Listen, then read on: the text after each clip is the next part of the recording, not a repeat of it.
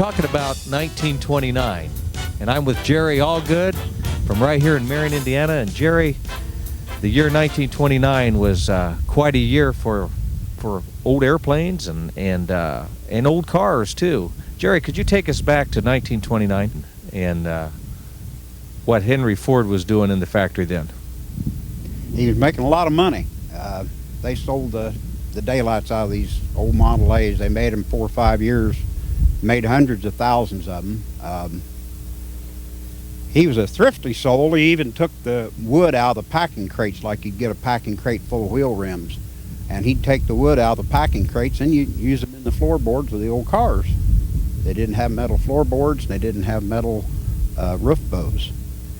But he made them by the hundreds of thousands, started out around $700, and he even dropped the price as he started selling them. They got down to, I think a two-door Briggs body was like $480 for a brand new Ford.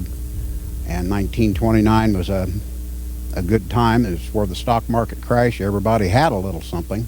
And he just sold the dickens out of these Model A's.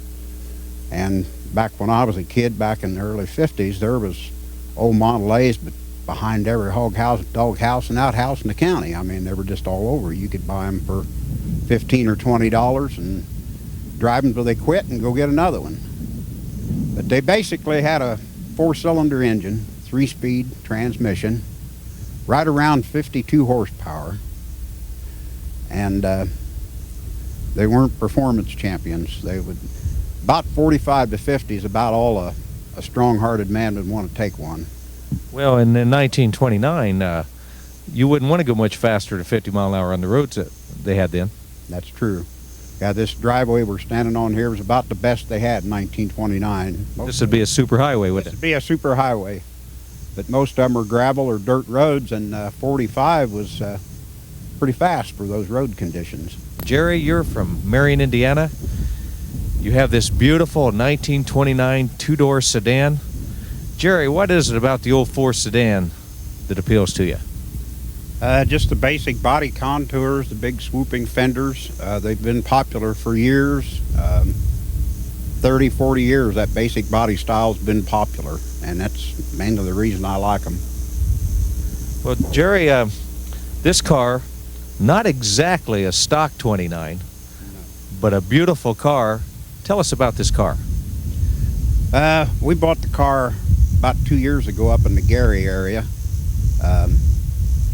Had a family up there that wanted to move out of the Gary area, and they were motivated sellers and we were buyers, so we got together, and I've had it now be the 3rd season. Well, this isn't your first 29. You've had really a number of cars. Yeah, I had a 29 Ford 2-door Briggs body and then a 29 Roadster. They were both stock. We've had several old cars, 50 Buick, 47 Mercury. We've had several. But this is the first really true street rod we've had. Well, the 29 body style makes a beautiful street rod. And let's start up front and tell us about the engine. Well, just like the street rod or the old hot rods, it's just a conglomeration of parts put together, and it makes a pretty good running car. The front end is a Mustang 2 front end suspension. The engine and transmission are both Corvette.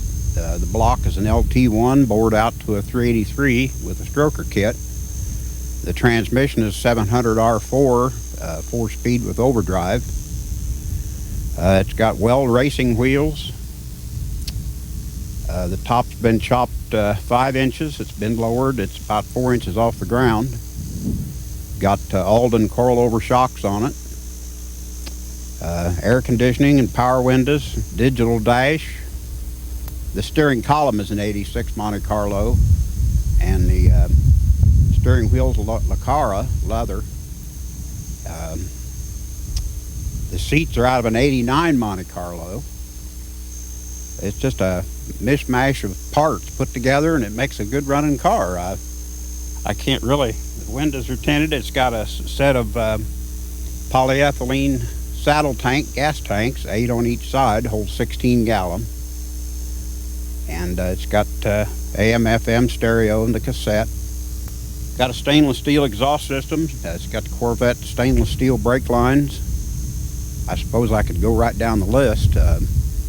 The engine runs about 405 horsepower at the rear wheels. We had it dynoed.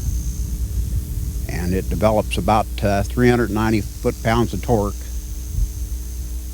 And you can bring the front end up if you want to.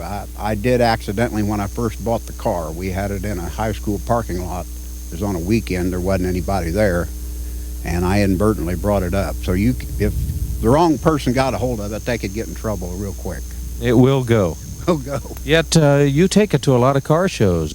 We make between 22 and 26 car shows a year. I think we went to 26 last year for the first time. Now you have another 29 automobile that you owned here. Yeah, it was a stock 29 Roadster, which a Roadster, what that means is there's no side windows and what they call a convertible top, which was manual, of course. Now this car is all original. Yes, it had the 4-cylinder, 21-inch wheels, had the rumple seat in the back of it, and it was fun to drive if you wasn't in a hurry. But I wouldn't want to take it down to, say, to Louisville to the Nationals or anything like that unless you leave a couple weeks before the Nationals started. That's the beauty of the street rod. You got your modern day drivetrains. Well, the old 29 Ford and some of the other models, they just make great street rods, don't they? And it's a great hobby. It's a great hobby. We enjoy it. It's something you can do as a family. You meet a lot of friends. I've had friends at these car shows that I've known for 30 and 35 years. And yeah, we have a lot of fun. And like I say, it's something you can do together. So we really enjoy it. Well, Jerry, again, we appreciate you showing this beautiful car. And what's a guy got to do to get a ride in a car like this? Mainly just ask. Well, I'm ready. Okay. You ready to go? Yep, it'll start. Thank you, Jerry. We appreciate it.